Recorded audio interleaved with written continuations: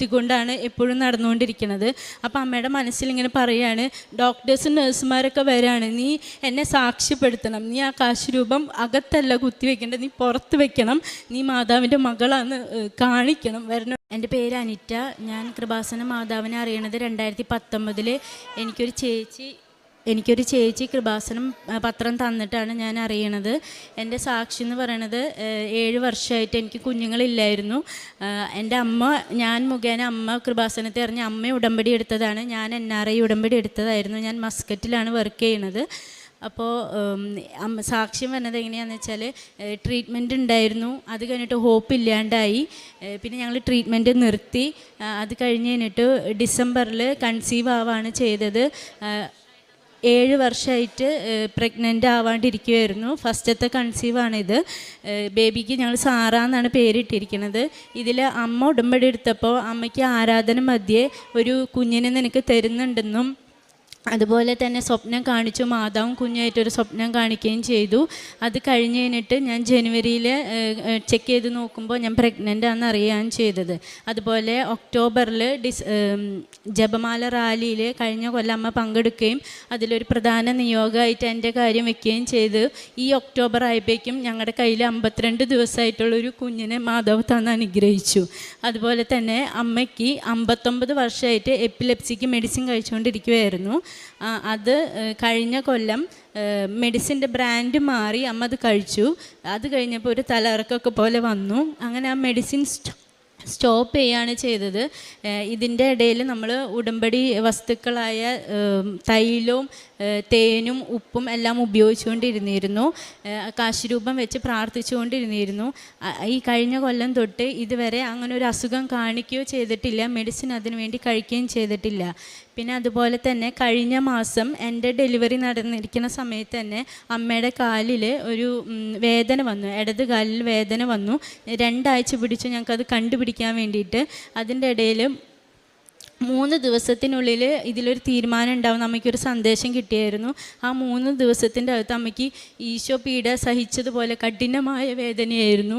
നമുക്ക് കണ്ട് സഹിക്കാൻ പറ്റാത്ത രീതിയിലുള്ള വേദന. ഇതുപോലെ തന്നെ ഞാൻ മസ്കറ്റിലായിരിക്കുന്ന സമയം, ഞാൻ ഡെലിവറിക്ക് 7-ാം മാസം വന്നതാണ്. മസ്കറ്റിലായിരിക്കുന്ന സമയത്ത് ഞാനിങ്ങനെ അമ്മേനെ എടുത്ത് ഓടണ പോലെ ഒരു സ്വപ്നം കണ്ടു. അപ്പം ഞാൻ വന്ന സമയത്ത് അമ്മയോട് ചോദിച്ചു, അമ്മയ്ക്ക് എന്തെങ്കിലും വയ്യായി ഉണ്ടോ? അപ്പോൾ അമ്മ പറഞ്ഞു, അമ്മയ്ക്ക് ഇല്ല, ഒരു വയ്യായി ഇല്ല, കുഴപ്പമില്ല എന്ന് പറഞ്ഞു. അവിടെ നിന്ന് കുറച്ച് ദിവസം കഴിഞ്ഞപ്പോൾ ാണ് ഇതുപോലെ ഒരു സംഭവം വീട്ടിൽ നടക്കുന്നത്. അങ്ങനെ ഞങ്ങൾ ആസ്റ്റർ മെഡിസിറ്റിയിൽ പോയി അവിടെ നിന്ന് ടെസ്റ്റ് ചെയ്തു. MRI സ്കാനൊക്കെ ചെയ്ത് കഴിഞ്ഞപ്പോൾ ശാശ്വതമ എന്ന് പറഞ്ഞിട്ടൊരു കണ്ടീഷനാണ്. അതായത് സ്പൈനല്ല, നെർവിൽ ഒരു തടിപ്പാണ്. അതങ്ങനെ നമ്മൾ സർജറി ചെയ്ത് ഒരാഴ്ച കഴിഞ്ഞപ്പോൾ പോസ്റ്റ് സെപ്സിസ് എന്ന് പറയും കണ്ടീഷൻ ഉണ്ടായി. അങ്ങനെ അവിടെ നമ്മൾ അഡ്മിഷനായി മെഡിസിനും കാര്യങ്ങളും എടുത്തുകൊണ്ടിരിക്കുന്ന സമയത്ത് അറ്റാക്ക് വന്നു കഴിഞ്ഞപ്പോൾ അവിടെ ICUവിലിരിക്കുന്ന സമയത്ത് അമ്മ കാശുരൂപം ഡ്രസ്സിൻ്റെ ഉള്ളിൽ കുത്തിക്കൊണ്ടാണ് എപ്പോഴും നടന്നുകൊണ്ടിരിക്കുന്നത്. അപ്പോൾ അമ്മയുടെ മനസ്സിലിങ്ങനെ പറയുകയാണ്, ഡോക്ടേഴ്സും നഴ്സുമാരൊക്കെ വരികയാണ്, നീ എന്നെ സാക്ഷ്യപ്പെടുത്തണം, നീ ആ കാശുരൂപം അകത്തല്ല കുത്തിവെക്കേണ്ടത്, നീ പുറത്ത് വെക്കണം, നീ മാതാവിൻ്റെ മകളാന്ന് കാണിക്കണം, വരുന്നവരോട് എല്ലാവരോടും പറയണം. അങ്ങനെ അമ്മ അവിടെ ട്രീറ്റ്മെൻറ്റ് എടുത്തുകൊണ്ടിരിക്കുന്ന സമയത്ത് എല്ലാ ഡോക്ടേഴ്സിനോടും നഴ്സുമാരോടും കാശുരൂപം പുറത്ത് കുത്തി വെച്ചുകൊണ്ട് സാക്ഷ്യപ്പെടുത്തി, ഞാൻ ഉടമ്പടി എടുത്തതാണ്, കൃപാസനത്തിൽ പ്രാർത്ഥിക്കുന്നതാണ് നമ്മൾ സാക്ഷ്യപ്പെടുത്തുകയും ചെയ്തു. അത് കഴിഞ്ഞ് ഒരാഴ്ച നമ്മൾ ECG എക്കോ ഒക്കെ ഡിസ്ചാർജ് ആവുന്ന അന്ന് ECG എക്കോ ഒക്കെ ചെയ്തായിരുന്നു. അപ്പോൾ അതിൽ ഒരു സ്ഥലത്ത് ECGയിലും എക്കോയിലും ബ്ലോക്ക് കണ്ടിട്ടുണ്ടായിരുന്നു. അത് നമ്മൾ വേറൊരു ഹോസ്പിറ്റലിൽ പോയി അത് ചെക്കും കൂടിയും ചെയ്തതാണ്. അപ്പോൾ ആ ഡോക്ടറും പറഞ്ഞത് ഒരു സ്ഥലത്ത് ബ്ലോക്ക് ഉണ്ടാവണം എന്നാണ് പറഞ്ഞത്. അത് കഴിഞ്ഞ് ഒരാഴ്ച നമ്മൾ റെസ്റ്റ് എടുത്തു. ആ റെസ്റ്റ് എടുക്കുന്ന സമയത്ത് സ്ഥിരം ഈ 2021 തൊട്ട് അമ്മ പ്രാർത്ഥനയിലാണ്. അതുപോലെ തന്നെ ഇപ്പോഴും പ്രാർത്ഥിച്ചുകൊണ്ടിരിക്കുന്ന സമയത്ത് ഉടമ്പടി ധ്യാനം കൂടിക്കൊണ്ടിരിക്കുന്ന സമയത്ത് ഒരു സന്ദേശം കിട്ടുകയാണ്, നിനക്കൊരു പുതുഹൃദയം തരുന്നുണ്ടെന്ന്. അതുപോലെ തന്നെ ഒരാഴ്ച കഴിഞ്ഞ് നമ്മൾ ആൻജിയോഗ്രാം ചെയ്യണ സമയത്ത് അതിലൊരു ബ്ലോക്ക് പോലും ഇല്ല എന്ന് ഡോക്ടേഴ്സ് വിധി എഴുതി. അത് ഡോക്ടേഴ്സ് കുറേ നേരം ചെക്ക് ചെയ്തു, അവർക്ക് കൺഫേം ആയിട്ട് അവർ വിധി എഴുതി ഇതിൽ ബ്ലോക്കില്ല എന്ന്. പിന്നെ അതുപോലെ തന്നെ അപ്പൻ്റെ അനിയന് കടബാധ്യത ഉണ്ടായിരുന്നു. അപ്പോൾ ആ സമയത്ത് അമ്മ ഉടമ്പടി ഉപ്പ് വിതറി വിശ്വാസപ്രമാണം പ്രഖ്യാപിച്ചുകൊണ്ട് പ്രാർത്ഥിച്ചു. സ്ഥലം വിറ്റുപോയി ആ കടബാധ്യത മാറുവാൻ വേണ്ടിയിട്ട്. അതിപ്പോൾ ഒരു 1/4 ഭാഗമായി ചുരുങ്ങി കിട്ടിയിട്ടുണ്ട്. പിന്നെ അതുപോലെ കാരുണ്യ പ്രവൃത്തി ചെയ്തിരുന്നത്, ഞാൻ മസ്കറ്റിലാണ് വർക്ക് ചെയ്തുകൊണ്ടിരിക്കുന്നത്. എൻ്റെ പ്രേക്ഷിത പ്രവർത്തനം ഞാൻ ചെയ്തിരുന്നത് എൻ്റെ ക്ലിനിക്കിലാണ്. അവിടെ വരുന്ന പേഷ്യൻസ് ഒമാനികളും അതുപോലെ തന്നെ മലയാളികൾ വരും, വളരെ ചുരുക്കമാണ്. അതുപോലെ ശ്രീലങ്കക്കാർ, ബംഗ്ലാദേശിക്കാരൊക്കെയാണ്. അപ്പോൾ എനിക്ക് ഹിന്ദി കുറവാണ് അറിയണത്. എനിക്കറിയുന്ന ഭാഷയിൽ ഞാൻ അവർക്ക് പറഞ്ഞ് മനസ്സിലാക്കി കൊടുക്കും.